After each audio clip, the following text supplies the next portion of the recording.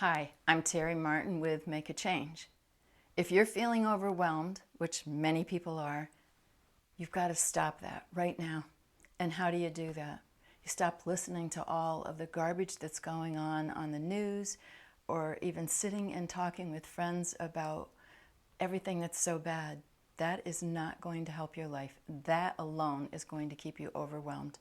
The other thing is maybe you have higher expectations of other people and think they should be doing certain things for you because maybe you've done a lot for them, but you're not getting back in return. You cannot live like that, or you will always be overwhelmed. And take it from me, because too many times in my life, that is what I expected. When you learn that, you are in charge of yourself, you alone are in charge of you.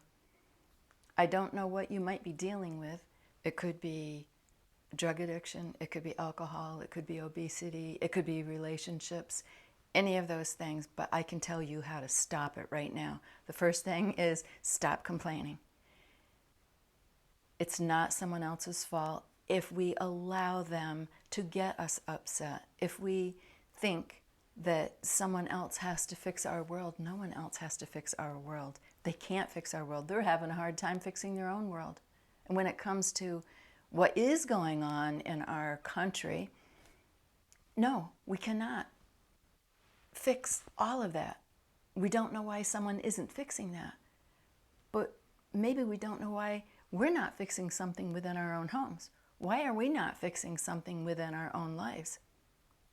Instead of standing there complaining about everything, maybe what we need to do is just write down what's going on in our homes. Forget what's going on out there for a while, because maybe in the future, if each of us started doing different things in our own homes and in our own bodies, we could change the world altogether. But meanwhile, what is happening is many people are passing away right now at a rapid rate, like I don't ever remember seeing before. I don't know about you. But on top of that, they are young. This is just unheard of. And there's a lot of reasons for that. But some of them we could control ourselves about our choices. I'm telling you this because I've had to make many choices myself. And who hasn't?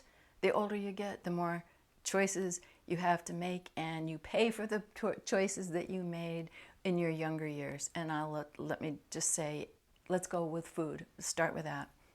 If you ate a lot of junk and obesity happened, then now is the time that we're going to pay for it, probably health-wise.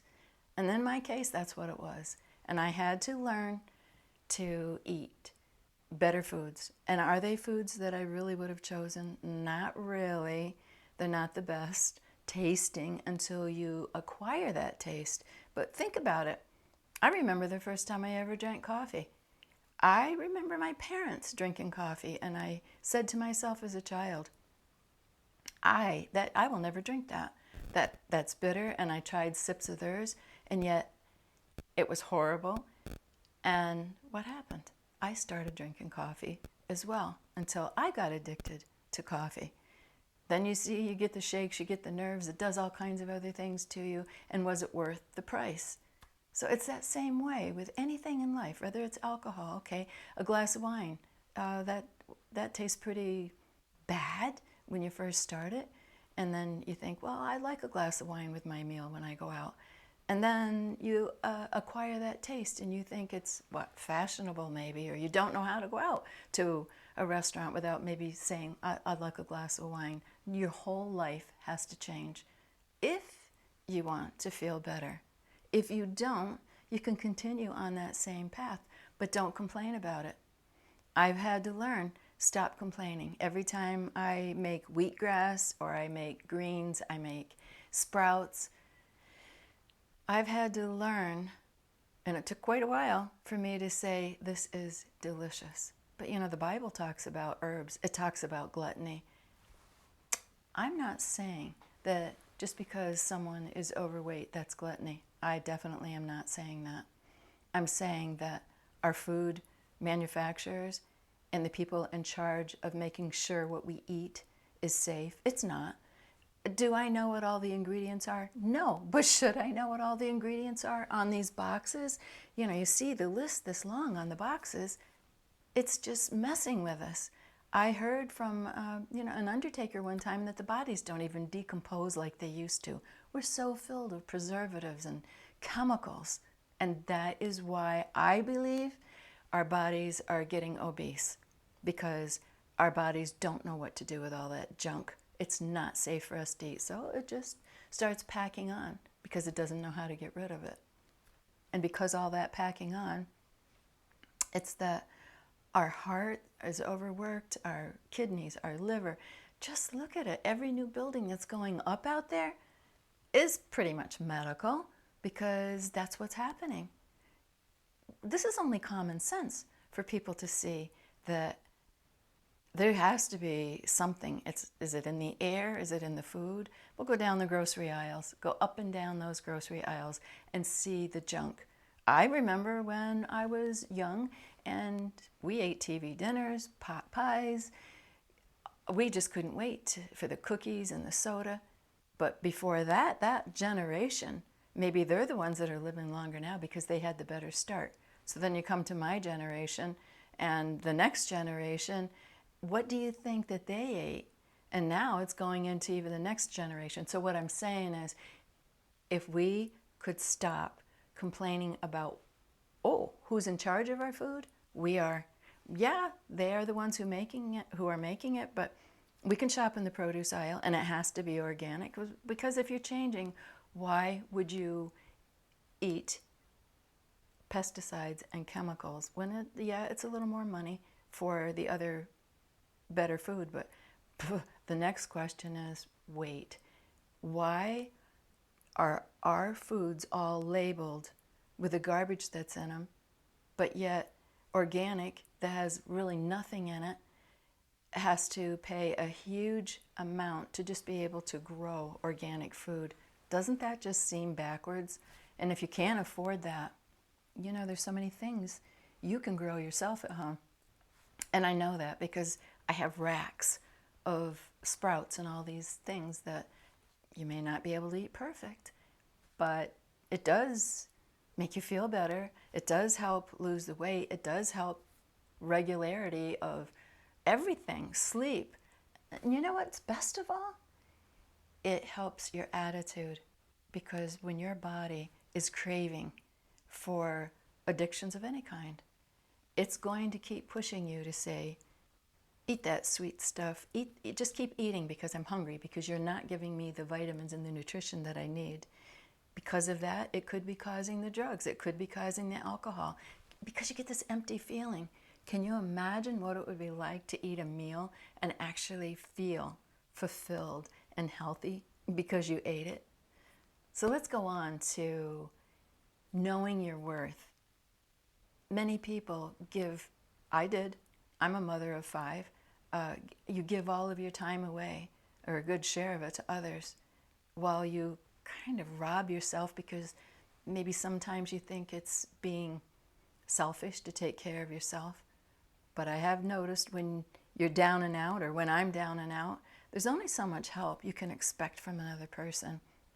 They have their own issues. They have their own health to build.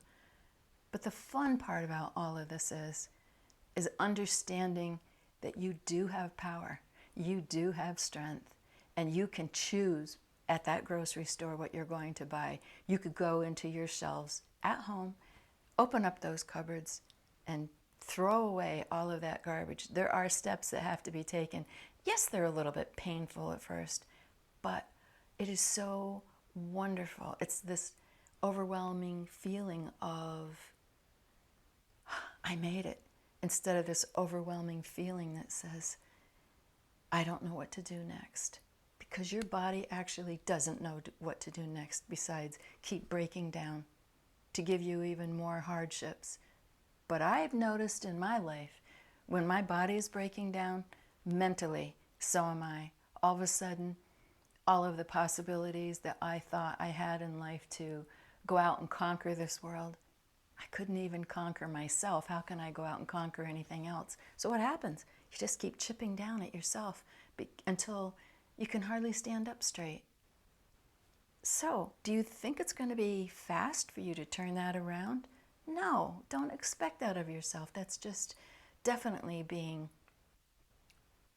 too harsh on yourself, and that is what has to stop. You beat yourself up maybe for the past, for all the mistakes that you've made. I've done that until I finally came to grips knowing if God forgave me, I don't need anybody else to forgive me. I'll do my best to go to those people if I've made a mistake, say that I'm sorry. Some people you can't ever say you're sorry to, but you can become a better person today, right now, this moment on. Forget about even an hour ago. Stop it.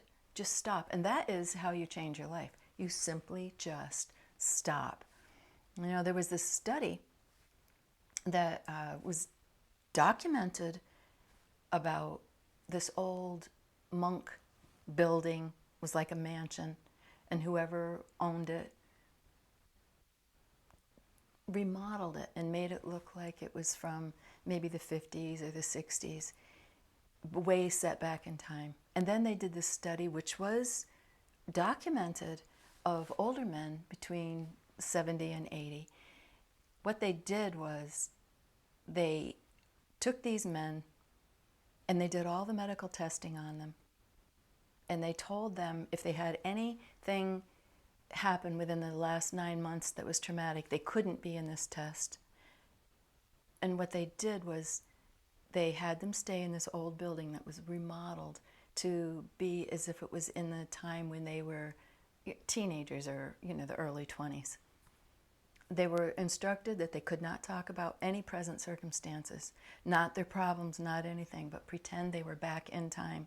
So they put televisions, they put radios, shows, all of this that was playing as if they were of that age. And the pictures on the wall were of all the old movie stars, of all the old presidents, all kinds of things that could have been happening during that time. They were just to enjoy themselves. And when these men came in, some of them were in walkers, they were with crutches, canes. They let them there for a week, and when they came back out, again, they did the medical testing. They checked their blood pressure. They checked how straight they were standing. They checked all kinds of different things. Many of those men walked out feeling like they were 20 years younger, acting like they were 20 years younger. And this is documented. Many didn't even use their canes anymore. They weren't using their crutches or their walkers. Now, what does that tell you? As a man thinketh, as a woman thinketh. We cannot let our own minds destroy us, and they can do a pretty good job. I also heard at one point, your body and your mind, they are connected, but sometimes, like when you learn to ride a bike or drive a car, it becomes automatic. So automatically your body will just go start to do things. That's where your mind has to come in and say, not this time, not this time. That's what I've said to myself many times. Terry, not this time. You understand what you're doing. You understand that this old habit might have you so bad that you don't know how to just pull yourself away from it. And that's what it takes. I don't know where you're at in life, but I know you can change. And how do you do that? You just begin. You start with a list, and it can be your health, it can be your job, it can be your relationships. You can write down everything that you have done that's bad and everything that you've done that's good. How come we seem to remember the things that were bad, not only of ourselves but other people? So that makes it pretty hard to move forward. But this wishing that things would change, it just doesn't change. And it's good to dream, but the dreams have to become a reality. They can't just be a dream, because the years are going by and you're never too old. I can tell you this because when I wrote a book, and you all very easily could write a book, whether you get it published or not. Sometimes when you write it down, all of those situations that have happened in your life, I'll give you an example. If you start writing your book from the day you can remember after you were born, try to just write the stories. After you write all of them, go back and number them in the age as if you remember this when you were 6. Maybe you were 10. Maybe you're a teenager. Maybe you just got married. You're 20, 30. And to the age of whatever you are. When you go back, you can see where you started changing. So if you could change then to become what you are now, why can't you change now to become what you want to become? You definitely can. What could it take? Your years are going to go by anyway. I say, of course, your days, your months.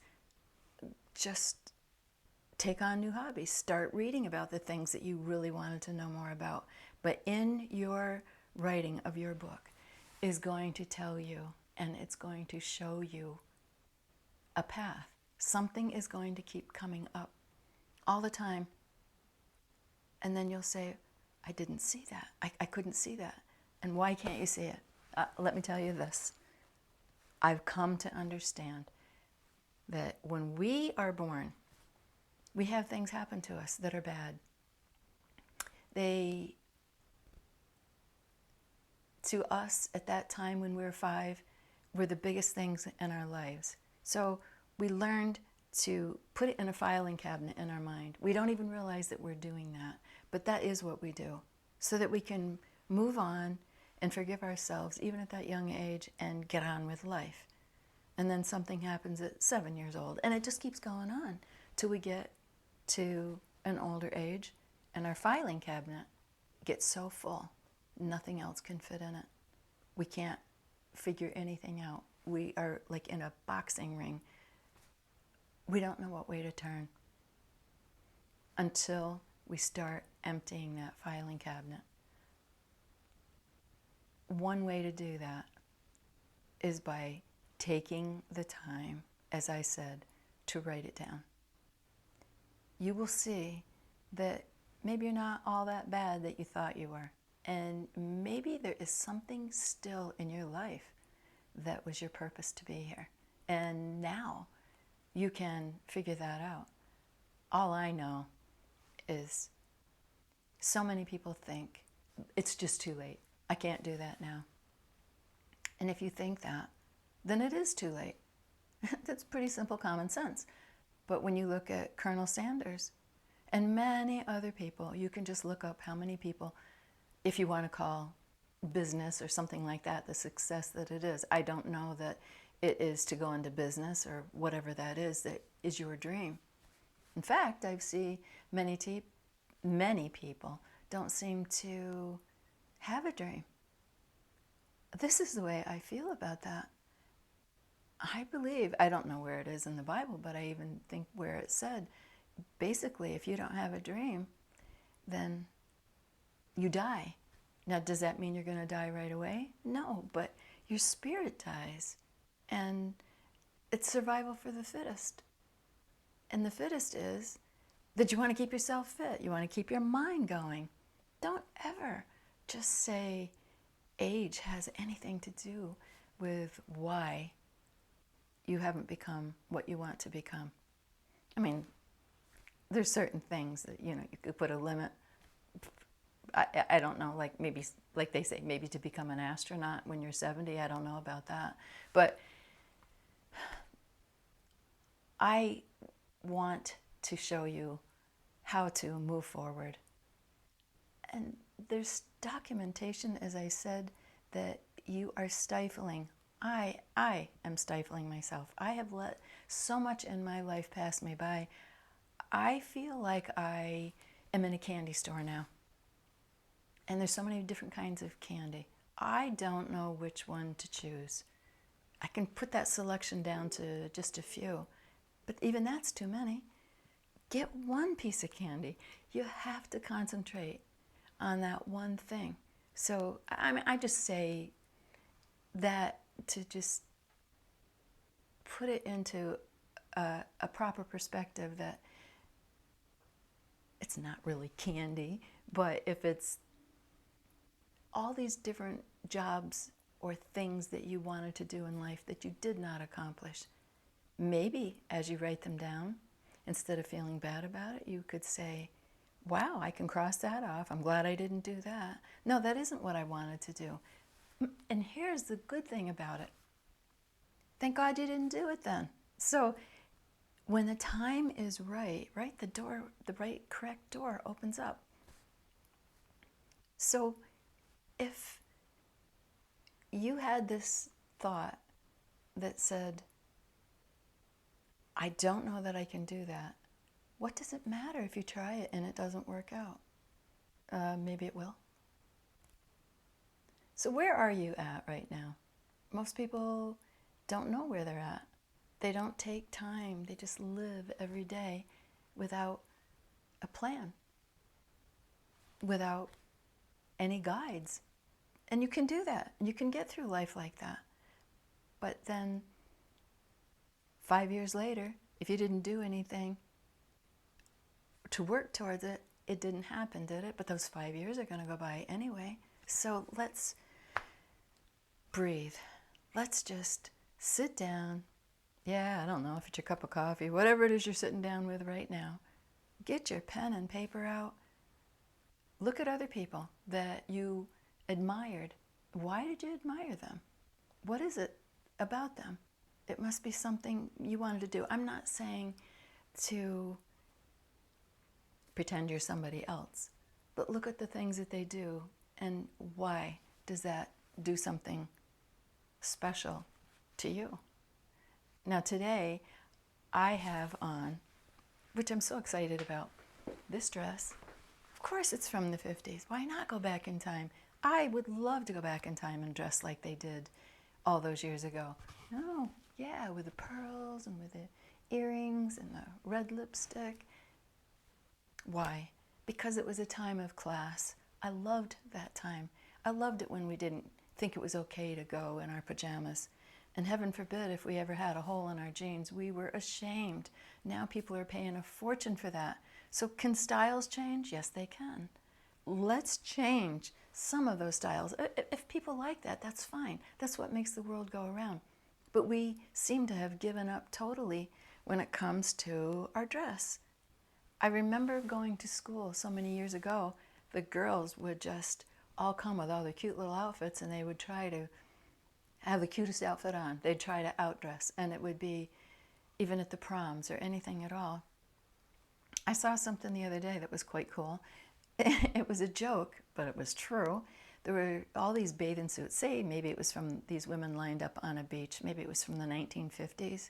And their bathing suits look like the prom dresses right now. And I just don't see the beauty in showing everything that a person has or doesn't have. There's just a little skimpy piece of material, and I don't know. I just don't think in past times the beauty was in different, clothing like that. Sure, this just might be my mindset, but when I see, even on social media, I see women from the 50s, and they have on these pencil skirts with a wide belt and a nice little shirt, and I think, wow, that's class. And I'm telling you, I have seen men actually post what they really thought about those outfits. They love them. Their daughters dressed in outfits like this. But the reason that I even bought this one is because my son opened up this beautiful old train car restaurant called the Red Rose. I know he's going to have a special there where everybody's going to, the workers, who's ever coming in, they're going to dress up like this. And that's what I bought the dress for. So then this morning I thought, hey, I can just put on a pair of jeans and I can just fix whatever I want on the top of my body. And I was just going to dress like I normally do. And then I thought, wait a minute, you're talking about change.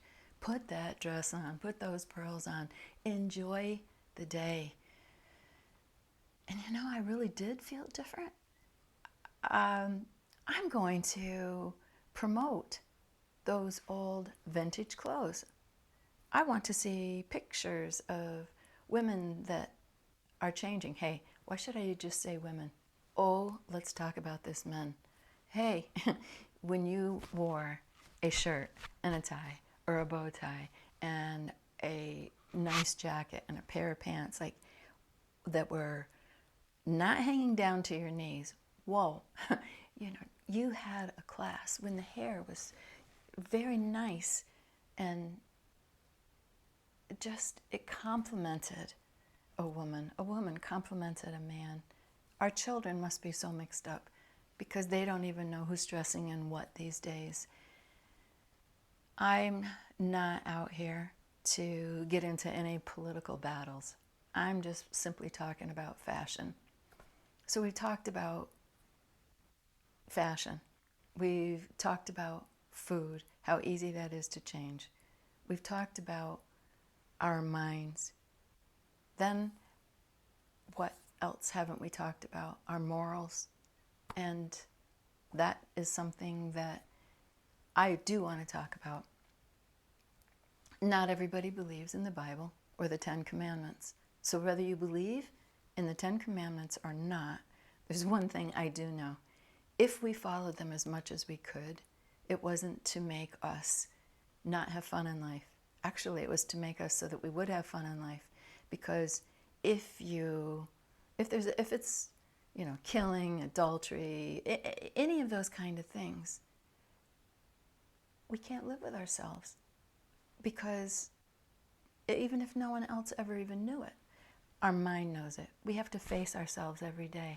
And they all just take chips out of us. They just take a chunk out of our life that you can't go back and undo. So when God wrote those 10 commandments, it was so we could preserve ourselves to enjoy.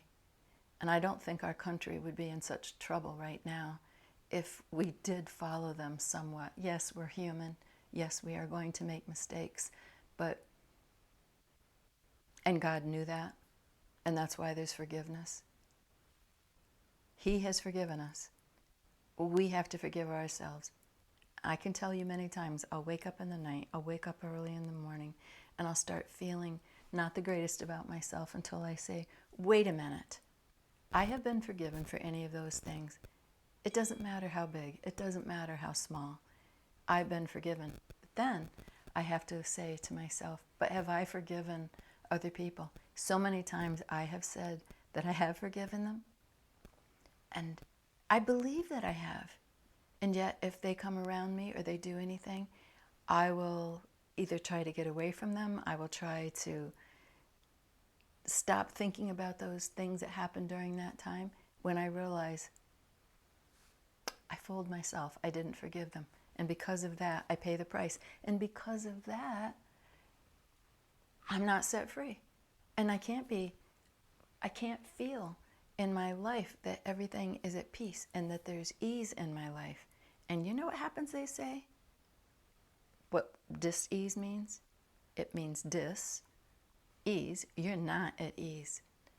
We have to be comfortable. And if we continue to let this world scare us like it's doing, then we are definitely going to be in trouble, and we're not showing our children and our grandchildren how to be strong. And that's what we really need to do. And if that means go back in time, yes, this is just an outfit. That's not the whole gist of it. But it's going back in time to slow down. And maybe we don't need all the toys. Maybe we don't need all the cars. Maybe we don't need all of those things that we keep going to work for to buy. That I can tell you this, and I'm going to go back here a little bit to say everything, almost everything that I ever thought I had in my younger days, it's outdated right now. I don't even want it anymore, and I don't even know why I bought it. And then you have so much junk you try to give to your children, they don't even want it. And you've missed the boat because many things I have missed. I've worked to pay for those crazy things. And I missed the beauty, much of the beauty of just living and breathing the fresh air and enjoying life. I hope you can just take a look around, just take an inventory of yourself, everything about yourself, and everything about your home life, just wake up while you can. As long as you're breathing, you can change.